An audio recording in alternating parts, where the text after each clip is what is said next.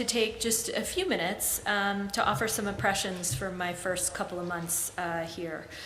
I have been profoundly impressed by the unity of this alliance in recent weeks. We obviously all bring very different perspectives to NATO by virtue of our history and our geography, but we are united in our purpose and our commitment to collective self-defense. When I sat in the NATO-Russia Council just a couple of weeks ago, every ally delivered a very clear message to Russia, and that message very much remains the same. We remain open to dialogue with Moscow.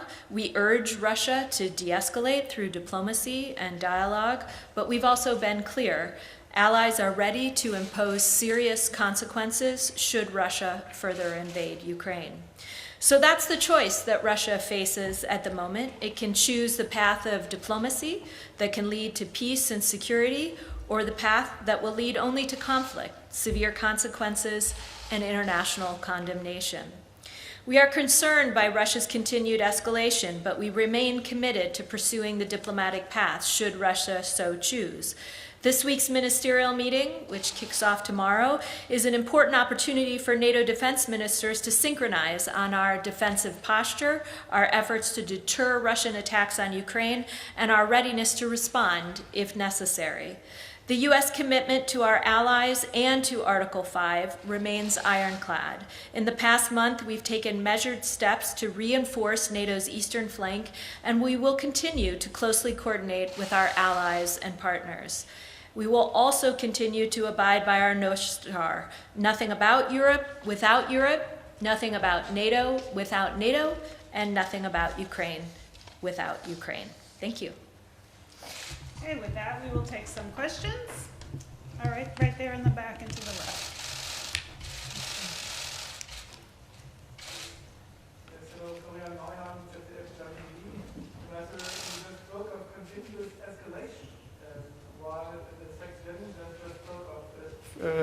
Some signs which lead to optimism. Do you share his his sense of optimism? Do you see any sign which is making you more optimistic in this crisis?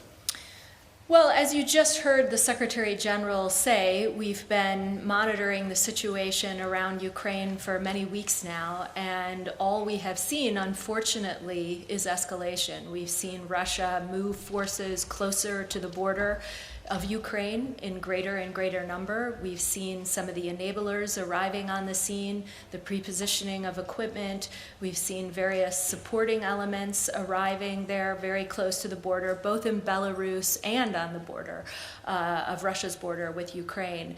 We have also noticed today that Russia is claiming that they are moving towards some sort of de-escalation.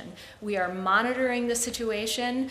I don't have anything further to say about that. We'll have to verify whether or not that is in fact the case. You may remember in late December last year, Russia made a similar claim that at the moment, I think it was the last week of December, that Russia was de-escalating. At that moment, when we went in to verify, we actually found no signs of that. And since then, we've only seen Russian forces moving in the opposite direction.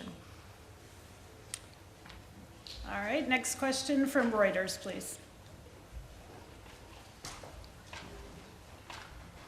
Thank you. Ambassador, when it comes to the ministerial, I wondered if there would be any decisions on whether to set up or at least begin the process of setting up enhanced forward presence battalions in the southeast, and whether you thought that that could go beyond just Romania. Thank you. Well, at this point, we've had a number of allies come forward. They've all recently made decisions to reinforce NATO's eastern flank. And the list is quite long. If you could bear with me for a minute, I would just note that, of course, you've heard about the U.S. decisions that we've moved both troops from the United States into Central and Eastern Europe, but we've also moved troops from Germany into Romania, for example. But in addition to the decisions that the United States has taken in recent days and weeks.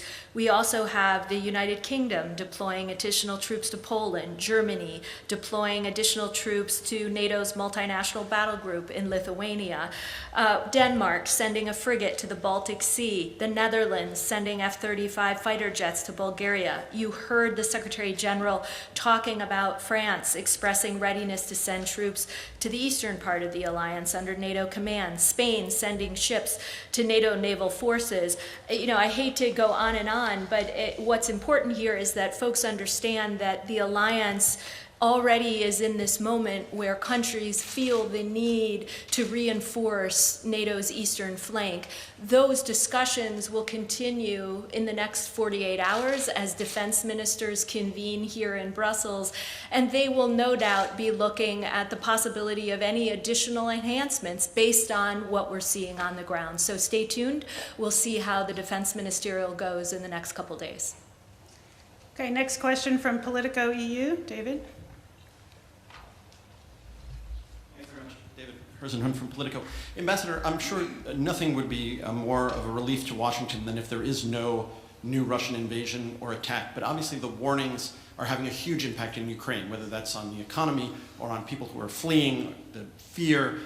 Do you worry that there's a risk that if this is a big fake out, that in fact the US and NATO will be losing an information war, so to speak, and that trust going forward may be in doubt? I think the messages that we've been delivering to our friends in Ukraine have been very crystal clear and I hope reassuring in the sense that all of us here at NATO, the transatlantic partners, support Ukraine's territorial integrity and its sovereignty, that NATO keeps the door open to NATO enlargement, and that we have insisted that Russia will not have a veto over that. Similarly, the United States has provided security assistance to Ukraine, as have other individual members of the alliance. And most importantly, what we've conveyed to our friends in Kyiv is that we're doing our very best to pursue a diplomatic solution here. We believe that that is the best path forward. We have urged our Russian counterparts in multiple forums to pursue that path, whether it's been bilaterally in the SSD, the NATO-Russia Council, or at the OSCE. But similarly, we have felt the need to take some prudent steps to ensure that American citizens are aware of our concerns, that Russia now has what it needs in and around Ukraine to move into Ukraine any day now. And so while we will keep the door open to dialogue and hope that that's what Putin ultimately chooses, we do feel that we have to take some steps now to prepare for every contingency. All right, we'll go with Bloomberg next. Thanks. Natalia Drozdiak from Bloomberg. I just had, just curious whether all NATO allies have share the same risk assessment that the U.S. has announced in recent days, that there could be an invasion as soon as this week, mainly because we've heard comments from senior EU officials in recent weeks that were maybe a bit more relaxed about the situation, but it's hard to tell whether that's opinion or actual based on intelligence. Thanks. Well, a couple of things on that. I can't speak to any discussions that are ongoing downtown at the European Union. I'll leave it to them and my American colleagues there to comment on what they're picking up. Here inside the NATO headquarters, I can tell you that we are all concerned about Russian actions in and around Ukraine, very concerned by not only the troop buildup, but the ways in which they're using disinformation right now to try and destabilize Ukraine from within.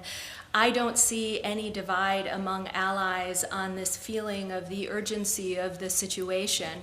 And what the United States, but not just the United States, other allies have done this as well, is all of us have worked to try and share intelligence so that we can share a common sight picture and make the assessments together. And in that sense, I actually think the transatlantic cooperation has been very effective in the sense that we can sit sit down almost on a daily basis and assess events on the ground and then make decisions about the steps we might need to prepare again for any contingency. So for me, sitting inside this building, I see a tremendous amount of unity on that front, deep concern. All right, for the next question, the woman in the black and white striped shirt, Washington Post, I believe. Hi, thanks, Ambassador. Back to this point about de-escalation and Russian claims today on de-escalation, you expressed some skepticism on that. I'm wondering what specific actions or measures you'd want to see on the ground in order to, share the assessment that there's been de-escalation. Thank you. Well, look, we know we've been able to watch quite closely in terms of what they're moving. And again, the Secretary General went into considerable detail about whether it's S-400s or jets or, field hospitals, field kitchens. There's a whole list of things that, we've been watching them move ever closer to Ukraine's border. I think de-escalation is exactly that, and that means moving those troops, moving your force posture away from Ukraine's border, out of Ukraine. We've seen up to 30,000 troops moving into Belarus. Obviously, we would have to see much of that force posture shift for us to feel reassured about de-escalation. But again, I don't have much to share because these reports just came out. We'll assess the situation. We will work to try and verify and go from there. All right, other questions? All right, in the front here in the green jacket. Georgian TV company Rustavito Tamara Ntsubidze. Ministers will meet with Georgian and Ukraine defense ministers day after tomorrow. What will be main message, and also interesting about the Bucharest summit, that Georgia and Ukraine will be NATO members, and how important relations and partnership with Georgia? Thank you. Well, both Ukraine and Georgia are very important partners to this alliance. I think most of the members, all of the members, I think I can speak behalf on all members, understand the important relationship that we have both with Georgia and Ukraine. And in this moment, I think the messages will be pretty clear to our friends in Georgia and Ukraine that we support them, we respect their sovereignty, territorial integrity, and that, again, the door to enlargement is open. We made crystal clear in the NATO-Russia Council, all 4 long hours, that we are not prepared to discuss the open door policy with Russia. We are prepared to discuss other things. We've talked about arms control, transparency, risk reduction. But on open door, that message at 30, when we sat there with Grushko, could not have been clearer. We will maintain the commitments that we have on open door. And I think the statement that you heard at the summit last summer was an important reminder of how firm allies feel about the open door policy. All right, thank you very much. That concludes today's press conference. Thank you.